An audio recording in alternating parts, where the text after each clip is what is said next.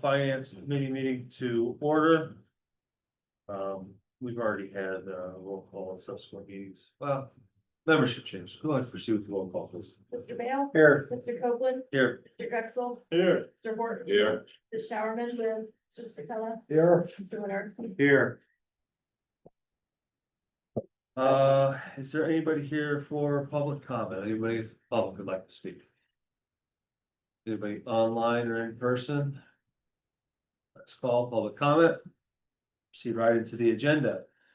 Item number 1, Public Health Fund Budget Supplemental Appropriation of $4,938 for additional tuberculosis funds from the Pennsylvania Department of Health. I imagine that's why you're. Yes. It's a grant, that is the state fiscal year. The position was vacant for the last 6 months of 24. And so, we have the money that we're wanting to roll over for the 25 portion of the budget because we're able to bill and invoice the state more so that we use the whole grant. So we just need the county to increase that. There's no county cost, it's all state funds. Questions or concerns? We'll go ahead and proceed with that. Move that, move the second.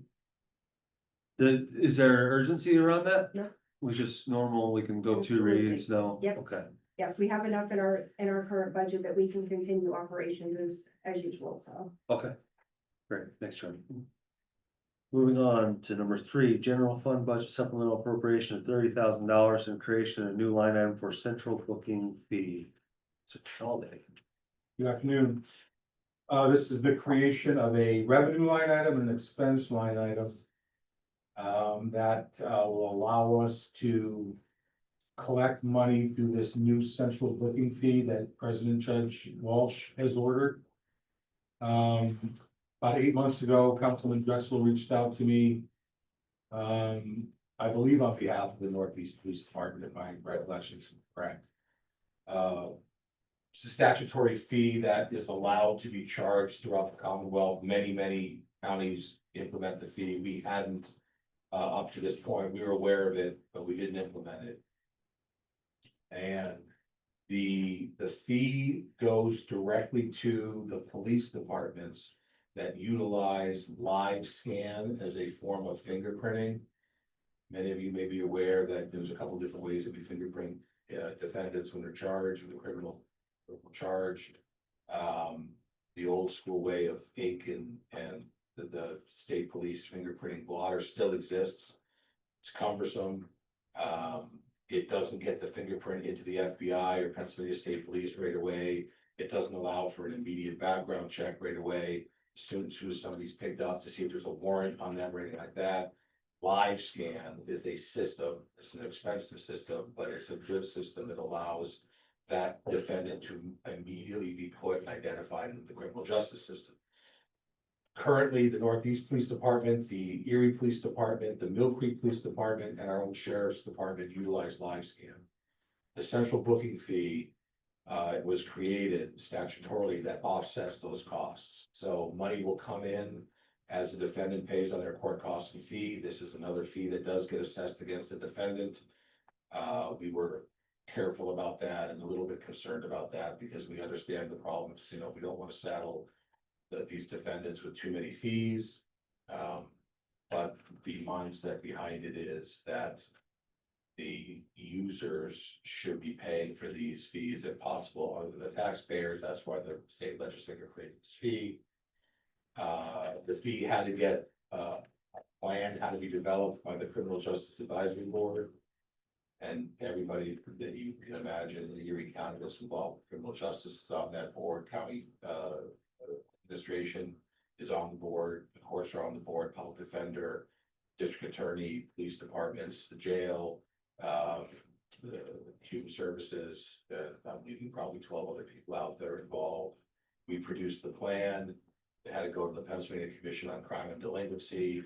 They approved it. It went back to the President Judge Walsh issued the order about a month or 2 ago. And now we're just creating the line items that will allow money to come in and then go back out probably biannually to the police departments. Mr. Horn. Sure. Oh.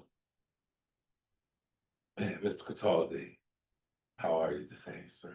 You're one of my favorite guys in the whole building. Thank you. So it pains me to tell you that I'm gonna oppose the hell out of this. I think you probably knew that, though. I put that right up there, what we tried to take, 50-75% of a man's commissary while he's in prison. And unless and until, the laws administered on a more, I don't know, equal, equitable basis where it's not like 70% of damn inmates being black or brown. I probably could support it. But with the supervision fees, with the high phone call fees, with all of the other things that an inmate is assessed, hell, I think we're still taking guys' damn driver's license for child support, which is ludicrous. And so yeah. And the only reason I'm saying anything is because I'm like the liaison, and I think you and Judge Walsh was kind of, but nobody said anything to me. Or else we could have had this conversation privately. But I'm gonna always vehemently, it's some things that. It's a lot of conversation to be had with the district justices and because I don't want this to be seen as a revenue generator, which is what it is, revenue generator, but it hurts my community as presently put forth. And so I would oppose it. And I would ask that there would be other ways to figure out how to pay for it. I'm gonna start counting how much money is taken in already annually by supervision fees, but we've discussed it before. We'll talk about annually how much money the prison takes in on phone calls. We'll talk about the damn contracts that we have to feed for the outside services for the prison. Yeah, how can a person get out from under it? Councilman, I definitely understand. Trust me, I hear you. I just want to remind everybody, if there is provisions in place that allow these defendants to petition the court if they can't afford the fees that are assessed. So we assess the fees initially, once they get out of the prison, and we don't get any money from the prison itself, just so you understand it. Once they get out on probation or parole, they start coming and paying their monthly fees, which include the other court costs, fees and restitution. If they can't afford it, there's definitely provisions in place. They're communicated multiple times, all the letters that go out. If they can't afford it, they petition the court and we determine their ability to pay. And it's How not often does that happen? What's that? How often does that happen? It happens, I don't have a percentage, but it happens. It's not uncommon. We have collections court once a month, where we have multiple defendants that are in those hearings, and judge makes a determination on their. It's just frustrating. It's just frustrating. The guy get arrested on Thursday or Friday, he's charged for marijuana, per se, or just or any other non-violent crime. Goes to jail for the weekend, he can make bail, he has to wait till court, he loses his job, he loses his apartment, loses his family. And everybody else everybody's making money off of. It's gonna walk in here. It's gonna be a black or brown defendant, it's gonna have a white judge, it's gonna have white jury, it's gonna have a white lawyer. It's gonna have a white probation officer. They're gonna go home. He's gonna work for been to jail, a convicted felon. So now you want him to work for $8 an hour. He's got 4 kids.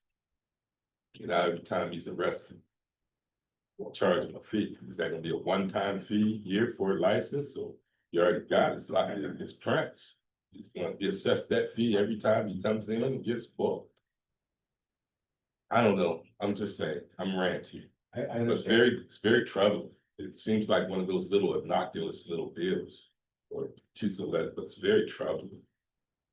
And it reeks of no compassion. It's callous, actually. Okay. Point well taken, and it's a perspective that I appreciate hearing. At the same time, I do have to say, for Councilman Drexel, he's been talking about this for a long time.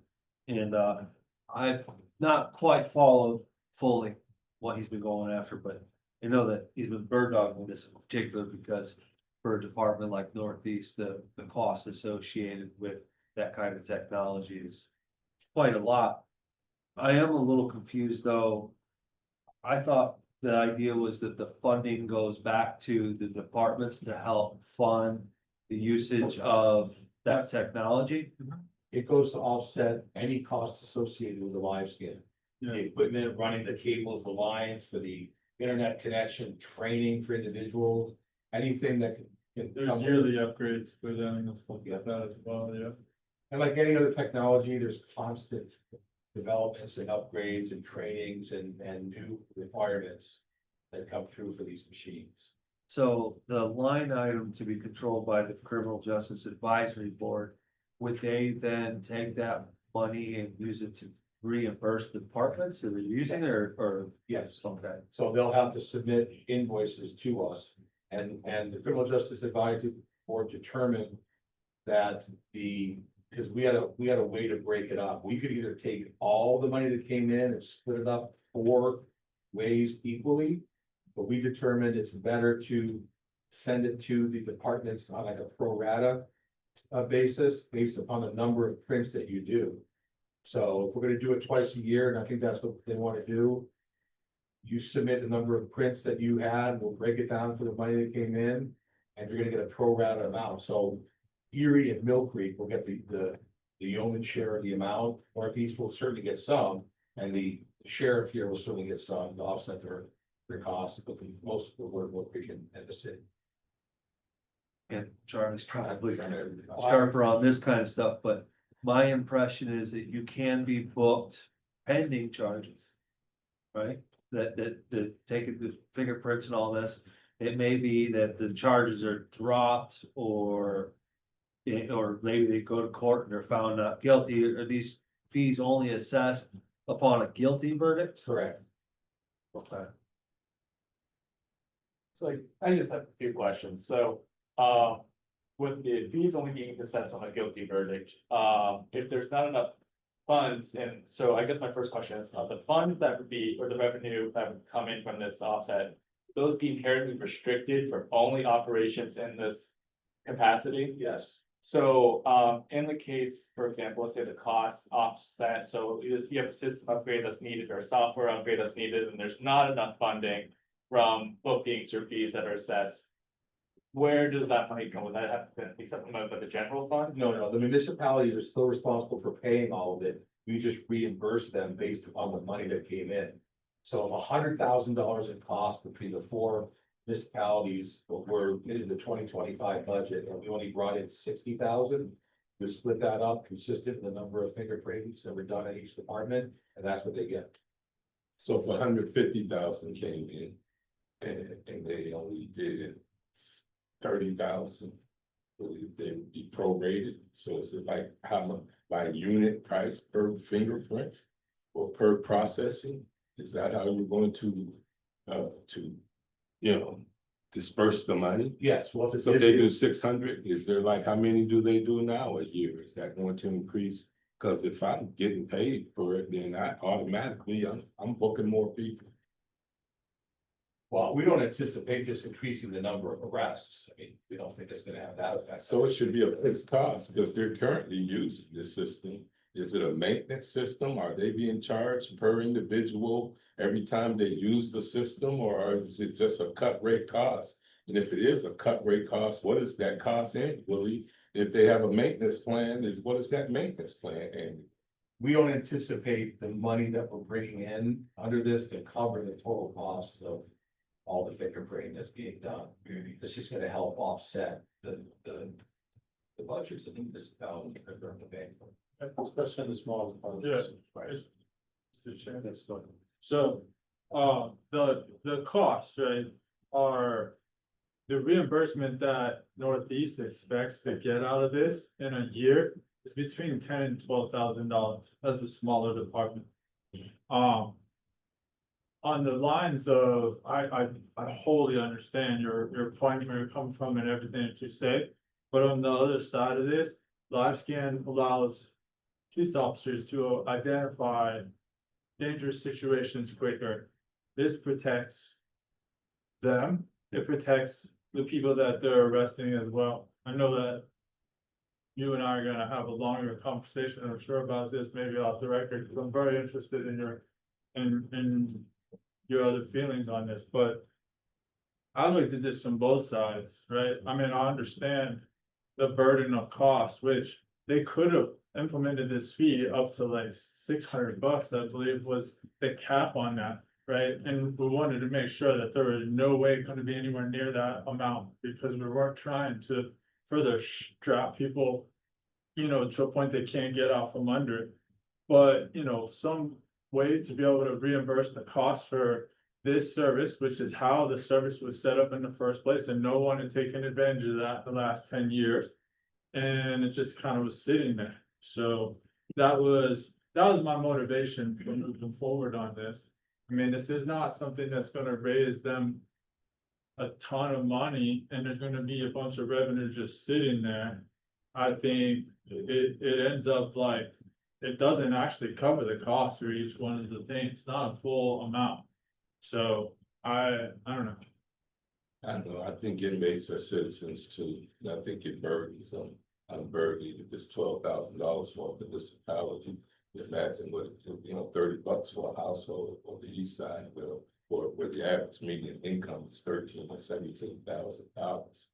And it may not seem like a lot. It's kind of like when we raised the village here and they say, oh, it's just another $30 on a $100,000 house. To go on top of the rest of the stuff that you're paying. They're going on top of the rest of the trauma that you're, to go on top of, I mean, right now, if I go put money on my kid's book and he owes any of those costs, they taking that off the top. I put it, and so you're making me pay for his time already. And so I just, you know, those are just some thoughts I go, and don't get me wrong, I come from a family of law enforcement officers. I served on the PCCD, the Advisory Committee for Crime Victims, and so I get it. But you know, I represent not only the police, I represent the landlord and the tenant. I represent the homeowner, I represent the businessman and the homeless person. So I represent the person who's gonna have to pay that fee too. And a lot of them live in the second legislative district. That's fine, that's why I'm making this. And I'll leave it there. Well, but remember, you're absolutely correct. I don't think anybody's disagreeing with your position. It makes perfect sense. I just want to make sure everybody understands, you don't try to hammer these people if we don't have to. And, you know, when they get out of jail on probation or parole, or if they're sentenced to even probation or parole, a payment plan is set up based upon their ability to pay. And many of these folks pay $10 a month, $15, $20 a month, which is, It's a chain. I'm not. It's suggesting a not- ball and chain and it's bonded. No, I understand. I just want to make sure that, I don't want anybody to think we hit them with a $250 bill right away on top of all their other, you know, fees, and they have to write a check. It doesn't work that way. For us to see, just like all the other county fees that come in, it's gonna trickle in based upon these defendants' ability to pay. The state, restitution comes first. So whatever the amount of restitution that they owe, if it's $500, every $10 a month fee goes right to restitution. Then the state fees come, and then the county fees come. So if someone came in today and paid $10 towards their total court cost fines, $1 of it might find its way to this. And so the amount that's gonna build up in the account isn't gonna be too significant. But I understand your It's point. it's enough to say, well, you still owe, and so Yeah. this is still a chain. Yeah. To incarceration or supervision at the very least. Yes. Whether it's $10 or $10,000, it's a change. And it's not a minimum amount for a household, like I say, I can take this households right now, people suffering. And how long can you sleep on your sister's couch? Or without a job, while your probation officer telling you to find a job. So you take an $8 hour job. Yeah. That $10 seems like a lot of money then. Yes, I'm not diminishing it at all. I just want to make sure everybody understands. I'm not diminishing any of the conversation. All your points are valid, well taken, I understand from a budgetary standpoint, yes, I would, yeah. I would look for some ways to offset my businesses, but. I'm just saying, it's not without impact. I'm not saying that you might say, well, it's $10, but I just want you to know. That impacts somebody. And it might be $10 worth of impact to you. But it'd be a whole lot more impact to a household. Mr. Chairman, I just have something real quick. You did say, so Northeast, Mill Creek, Erie City and Northeast. Is the state, since they have live scan, is the state getting any, so they won't get any fees? Is it- I'm including the plan. Okay. So what stops, because, I mean, unless they've changed something since I retired, what stops people from going to, I mean, when they come in the state police barracks, we fingerprint everybody, doesn't matter where the charge is or where, who arrested them, if they come in, they've got a fingerprint order, so here's your fingerprint order, so I'm just wondering how that's gonna, so if I gotta go to Northeast, or I don't go to Northeast, so now you're not, I'm going to the state, they're fingerprinting me and there's no fee for that? Those are the folks that just get arrested via summons.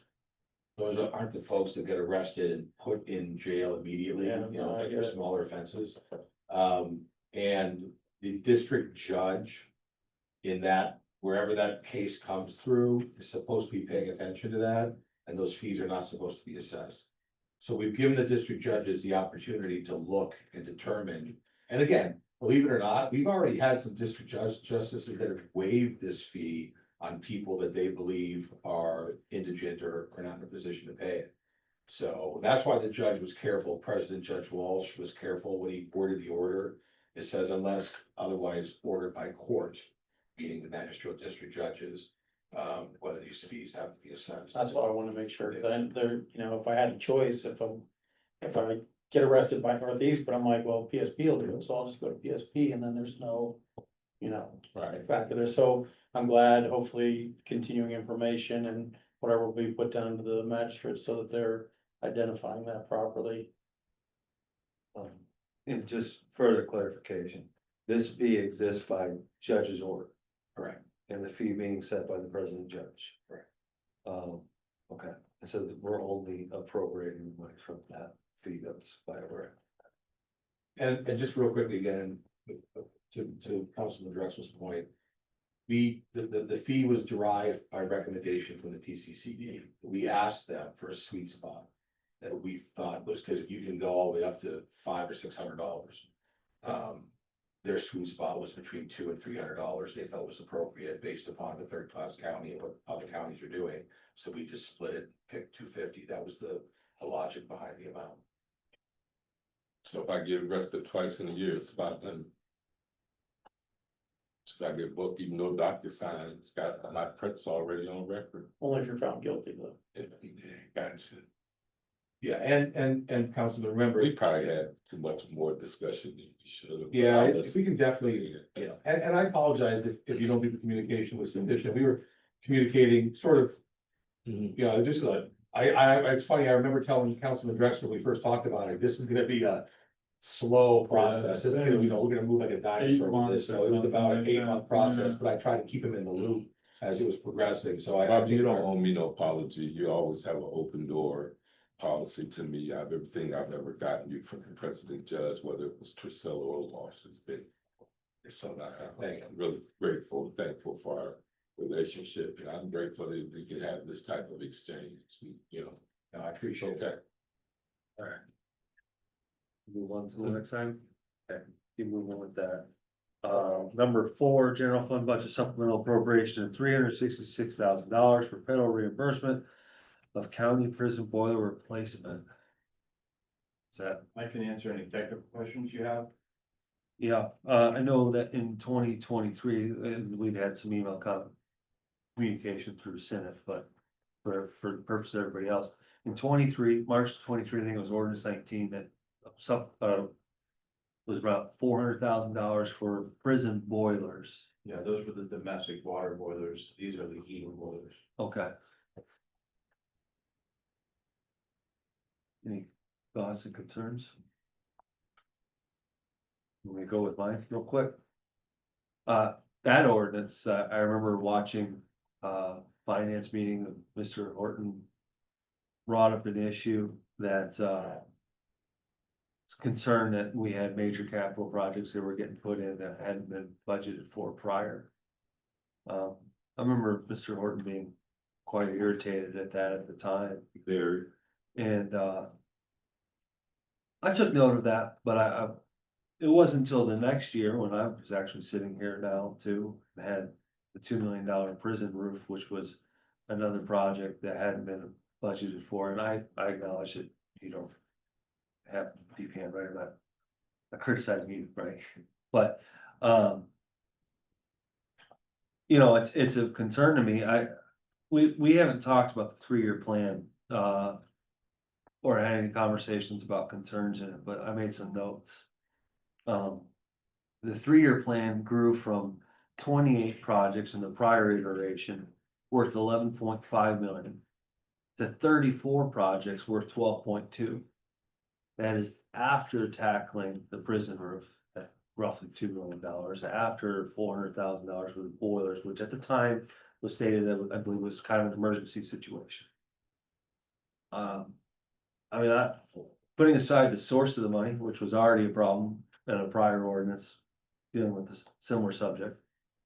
I'm not seeing anything in the 25 budget, the 24 budget, the 23 budget that meaningfully puts money aside to say we need to start tackling some of these projects that have grown over $1 million despite spending $2 million getting one of those projects out of the way.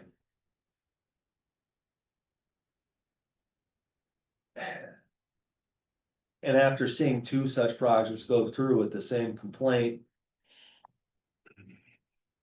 I'm really having a hard time not wanting to put my foot down and say this really needs to be accounted for in a budget, that we should be raising the appropriate mills to tackle these projects with a definitive plan to prioritize them.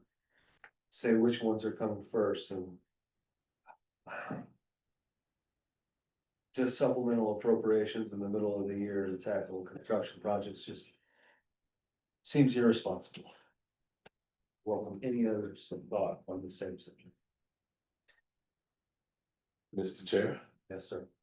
I'm not going to spend a lot of time on it. I'm glad that you remembered that. And I was vehemently against the roof last year too.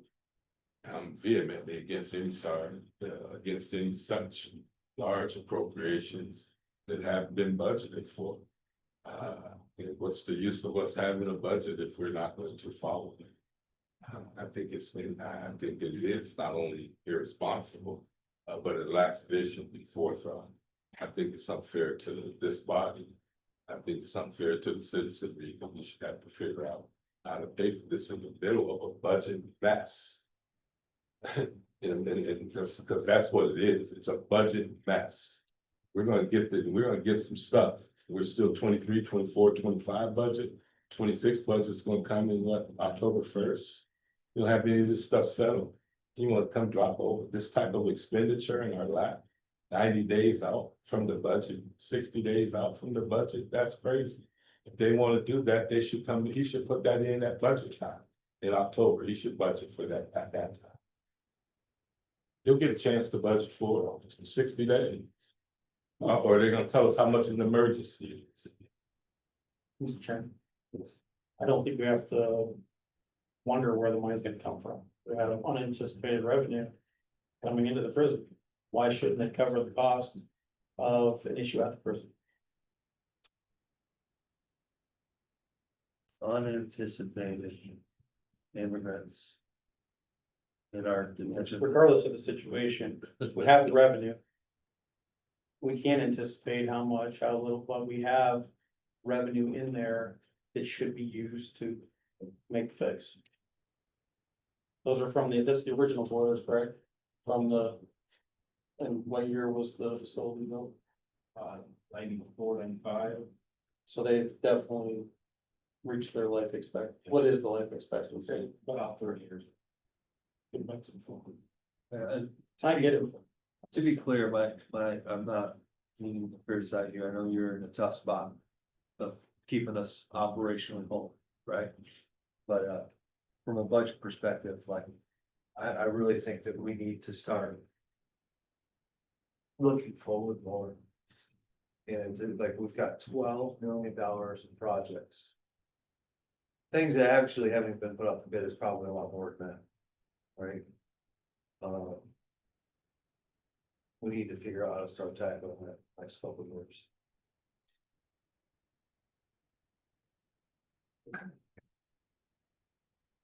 Sad buddies. Anyone else? Sirs? Moving on to number 5, abatement and exoneration of outstanding county taxes, interest, penalties, fees, and certain properties owned by child development centers. Is there anybody here to speak on that at all? Just a standard exoneration.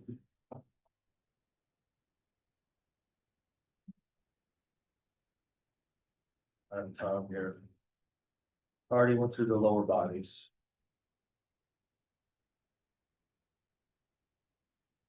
In the affirmations already went through the lower bodies. That's what I'm seeing in the packet. Ain't much, relax. Got quite I a. mean, what's the amount anyway? You know that? 15,000.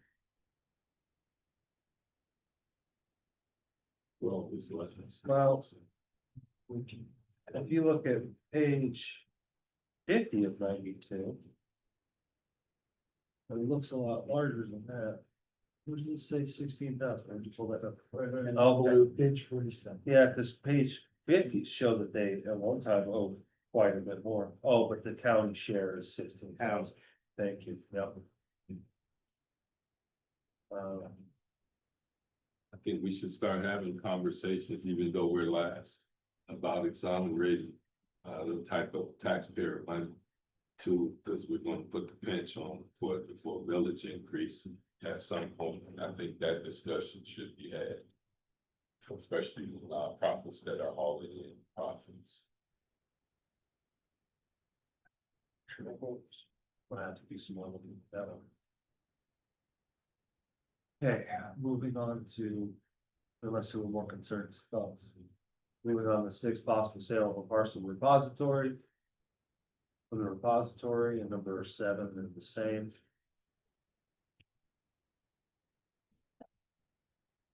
Any thoughts or concerns on either of those? And then the last item, discussion of capital and operational plan, response.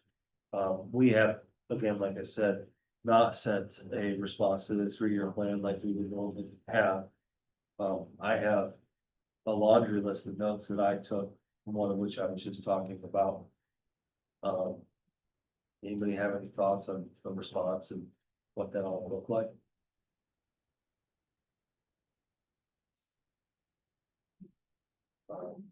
I think so.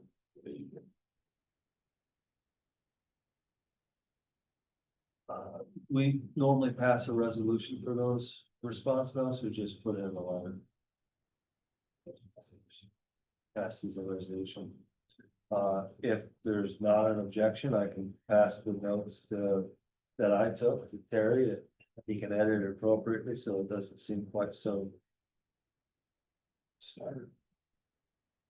And maybe we can review that in our caucus. I think that in light of our conversation in the finance meeting surrounding Pleasant Ridge Manor, I think that there might be some things that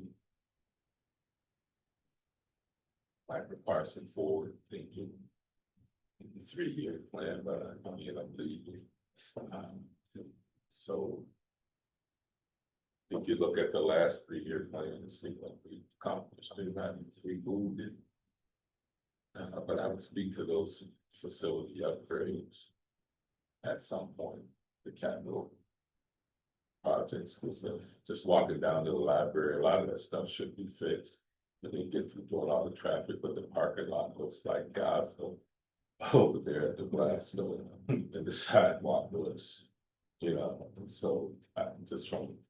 I can't help it, maybe it's people on those, I've noticed it because I'm a construction guy, but you're gonna have those type of costs to those sidewalks need replaced down there. I would think that the contractors down there would be on the hook for a lot of it because they tore it up. but if you haven't looked down there, go down there, take a look. And I think that the capital upgrades, should be. Should be this mention. Possibility. Maybe we make plans to meet with Megan and. Edit out those ones. And then, final item, a general fund on the site, yes, sir. Like I said, because of the sitting here, and I don't know that it speaks to the spacing that we have in here, but council's already had a deficit. That we don't have office space in here, it's kind of jacked up that we have that whole big. Our room there, we have this space, but there's nowhere to come in here to sit at a desk or work. We've expanded, we moved out, we hired more people. And so somewhere in your capital plan, you gotta pay yourself too, and it's kind of unacceptable to come in here and have to come in here. Walk across the hall and work, whatever. So I would hope that at least consider some of that. So council ought to put forward some capital thoughts, capital expenses. Is that your, Yeah, because, I mean, part-time, but I used to come in here quite a bit, so, but there's no place to come. You know, you go sit in that conference room or this conference room, like you're standing there, you go in the dining area. It's just not practical. Still like to come in with Fiore and sit down, close the door and have those discussions, have the computer sitting right there and working, with just that computer sitting in that conference room, it's just awkward, it's just, it's not, it doesn't have the gravity that you should have, it's kind of. Just doesn't. People come over and they say, where's your office? Let's go across the hall. When you come across the hall, you got the court people in here, ushered witnesses and waiting for testimony. Yeah, it's, you guys should have some space. okay, and number 9, analysis of general fund unassigned fund balance. It's a little bit. I'm gonna have a chance to look at it, $34 million.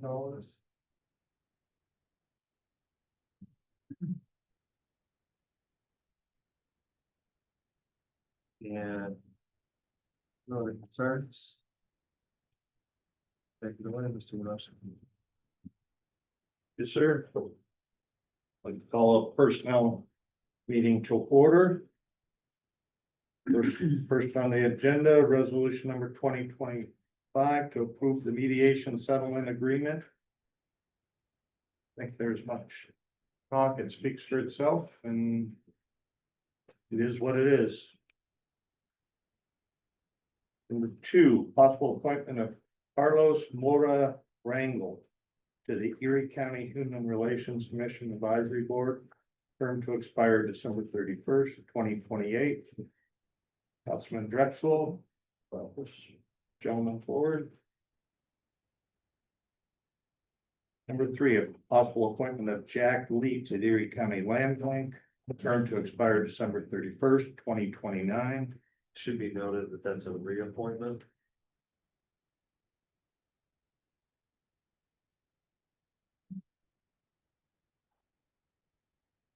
It's also brought forward by Mr. Drexel.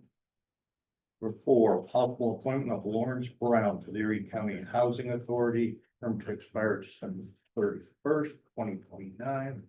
Brought forward by the county executive. So.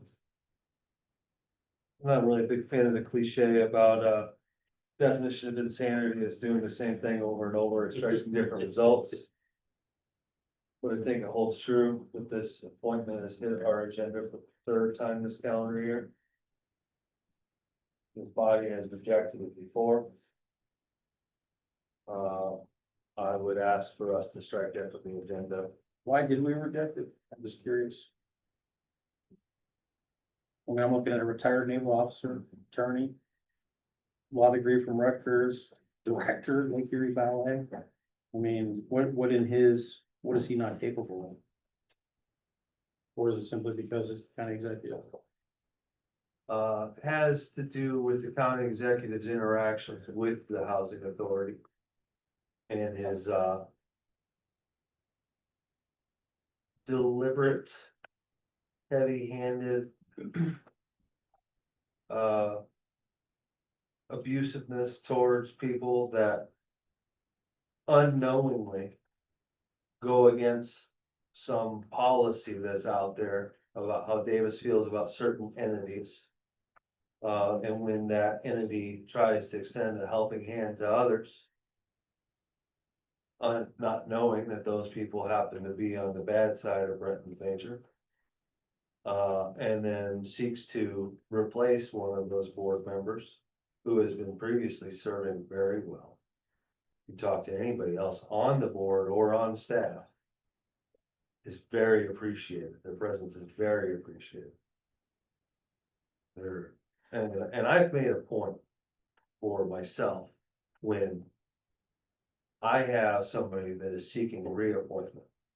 I reach out to the director of the department or the director of whatever the entity is. How is that person doing? Are they beneficial to you? Cause I don't see that I need to have a outsized influence on the work of others. And these independent authorities and boards are independent for a reason. And if they're contributing well, I think that they should be reappointed. And that's fine, but I think we all have that ability, because if we don't think that the person that we've appointed or that was appointed and we've inherited is performing to whatever standard we think, then we have the option to not reappoint and put somebody else in there. I think it's a dangerous precedent to try and set. It's the county executives, it's his, I get it. But if you don't have anything against the person that is seeking that position, which I can't see anything in that gentleman's record that would lead me to believe, and we have to think that they're a grown person that can act independently from whoever appoints them, because that would affect any of us. So you don't have any conversation, or you wouldn't have anything to do with any of your appointments, or you don't trust that they can act independently from you. Well, here's the wild thing about this conversation to me, is the third time that this is on the agenda and I've led the charge. I have. I've opposed this one every step of the way. And not one time has Brenton or his potential appointee bothered to call me to see what my issue might be. I think that's a little curious. If you feel strongly about having an appointee be put on a board, wouldn't you want to fight for it? Wouldn't you want to say, hey, wait a minute, what's going on? Why are you against this? I think largely, though, it's been the policy of council that those appointments belong to that individual and that they haven't been affected by council or the county executive, either side, largely. I'm not saying it hasn't ever happened, but I think that it's been the county executive may not agree with who we put up and still signs it. We may not agree with who I county beg to executive differ. puts up. I How many have we done that we haven't? Would you like me to put Mary Rennie back on the agenda? I'm just saying, I didn't say all of them, I said largely, and again, there was a reason for that. I'm saying, does this individual have any reason that he can't serve? I'm not looking at the county executive, that's not, I'm looking at the individual. And the opportunity to serve in that position. There's somebody serving in that position, they would like to serve in the position, everyone else around them would like them to serve in the position. I can't, I'm just saying. And I mean, I'm all for that. I think it'd be great for you to have a conversation with this gentleman. And I mean, I think we could probably figure out a way to facilitate that. If that's gonna affect your judgment, but if it's, you know, strictly pointed at the county executive, then I don't know that a conversation even with that individual is gonna change your mind or change anybody's mind. But if it would help, then why not have the conversation? So you don't mind being asked 3 times to do the same thing over I and don't- over again? I would argue it the first time, but I thought that we would be grown up enough to, you know, again, No, because I'm not playing games here, this is standing on principle. And there's a reason that I want this blocked. This is not a petty game, this is not me trying to just say, oh, it's the executive, I don't want him to have the appointment. There is a very significant reason why I do not want the majority of that board to be altered. I'm tired of playing politics with every single county affiliated authority there is. There's almost not a single one that has not been abused. Or harassed. You have the Or told- majority, you have the majority on every board. There's how many, if you're talking it's political, you have the majority, so you would have the majority seated on every I'm not board. saying or authority. I'm not talking about like a. You said political- politicizing it, it's not political because we're just, it's not, and it shouldn't be. That's exactly the point.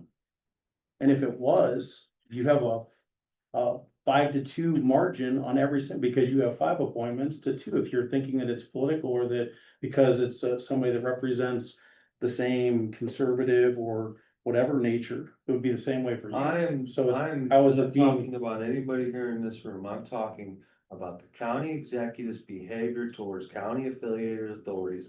Pretending that they are somehow supposed to be under his influence and his control, and that if he does not like what those independent boards have done, that he's seeking to replace members of those boards. We all have that ability. And we He have the has- ability to block it when we don't agree. And the same stands for going, I'm just trying to alleviate a problem down the road in my eyes, because it will become probably contentious and. I would 100%, hold on, I would agree it would be contentious, and I could tell you the reason why I agree with that is because that's how it was presented to me. In this format right here, like if I want mine, I should get on board with the other one. And for that reason, I'm out, like, no one tells me. No, like, now it's I mean, your choice. I'm like, just- what's up with that, like, I mean, we're talking about back and forth stuff here, like, it's in an email. I'm And saying it's you like should be able he to expects justify the me to do individual. this if I want this. To me, But it quid comes pro down. quo is not. How many like- of us have had their Seriously. appointment blocked?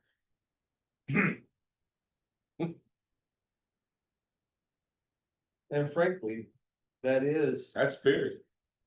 and that is the nature of this body. That we vote on these things, and if we say no to somebody for any reason, frankly, Charlie, there's a lot of times that you don't give reason for your vote. On a lot of different topics, and Does it gonna if, change if your we, mind? if we do say no.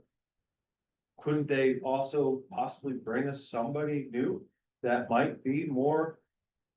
Just the same as I did for my library advisory appointment that was objectionable to the executive, my planning advisory that was objectionable to the executive that never even hit our agenda because I pulled it at his request. I've given a lot of deference and changed my appointments because he took some issue, and some of them, But the problem was with the appointee, you don't have a problem with that person. I have a problem with With the the county agenda executive. behind why he's doing it. And when That's this- your assumption. When this first came up, I received phone calls from Corey. Asking me to hold this down because this person. You're talking about playing politics and you understand, where's politics? The one thing I never wanted to vote against the county executives, because I didn't want to get in a pissing match with us 7 and him every time we have to appoint. And that's what I'm saying, that's what's coming, And I and understand, that's what it's gonna But be. he It's been does, he does the same thing, and let me go back when I first got on this. 1 week. I get sworn in and I get a phone call. Very good friend. You gotta appoint me to the. Gaming board.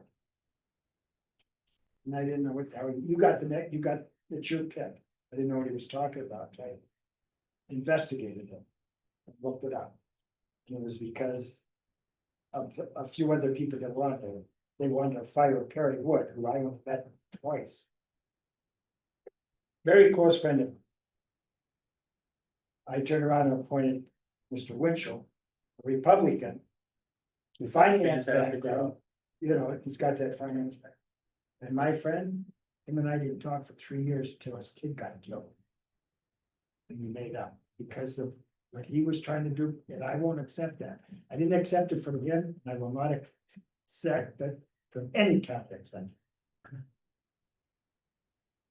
I mean, if he can't find somebody else to do a good job, and just put somebody on it that he wants, because he wants to go after somebody else, and you know, And it works both ways, and it's terrible that we have to go through this because we don't get things done. So I And think then what, people don't wanna serve us. so I think what I'm hearing is.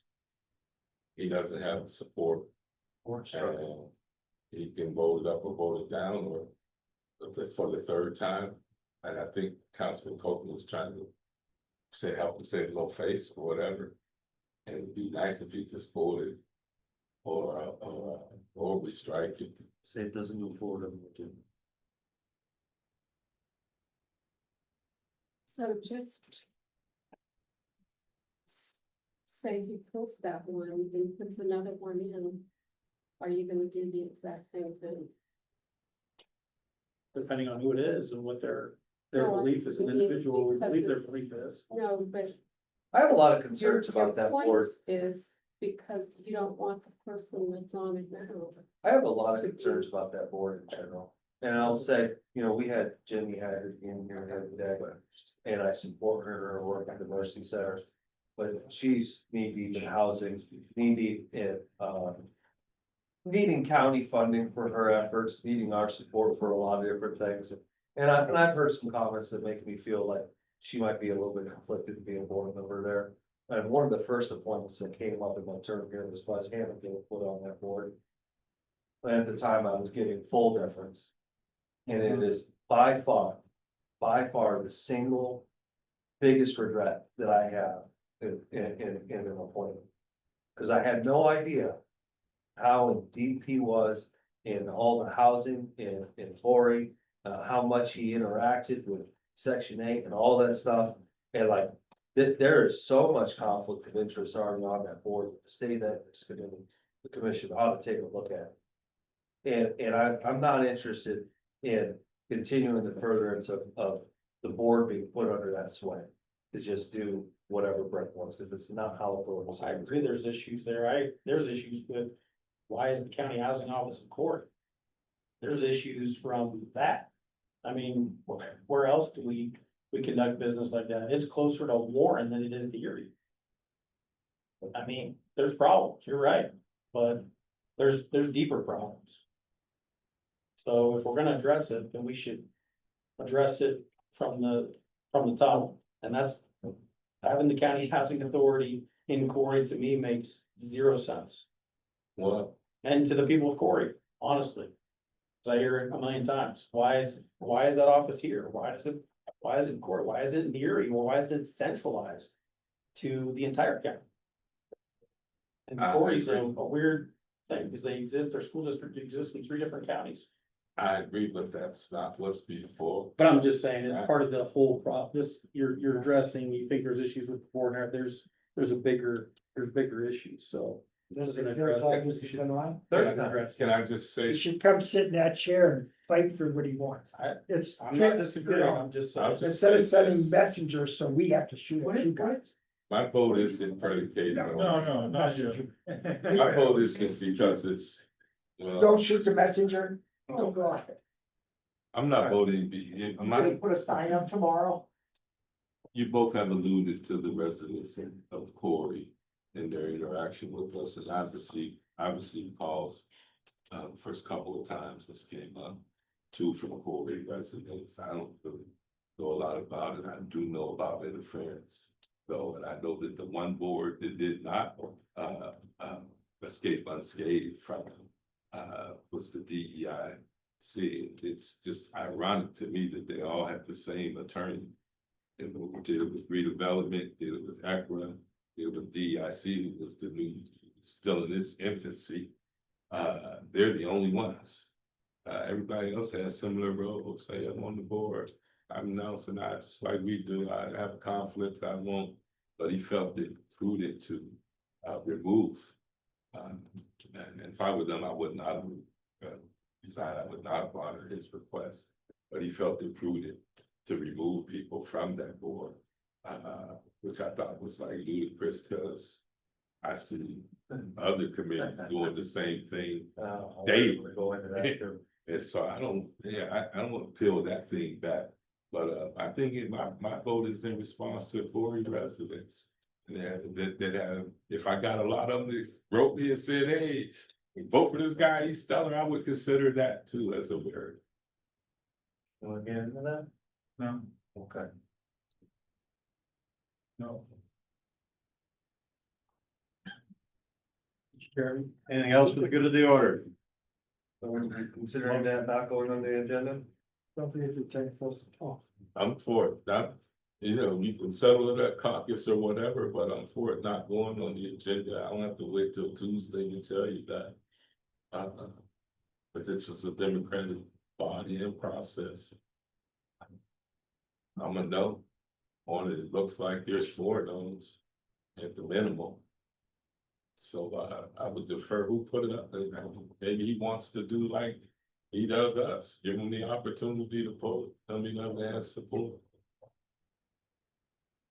Can you pass that Maybe on? his ego couldn't handle that. I don't think, maybe he can't handle that. Doesn't have the ball. I don't have That's over there. Well, here's your fist. and your phone.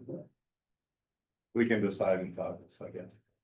Let's go on. See you guys, have a good weekend. See you, man.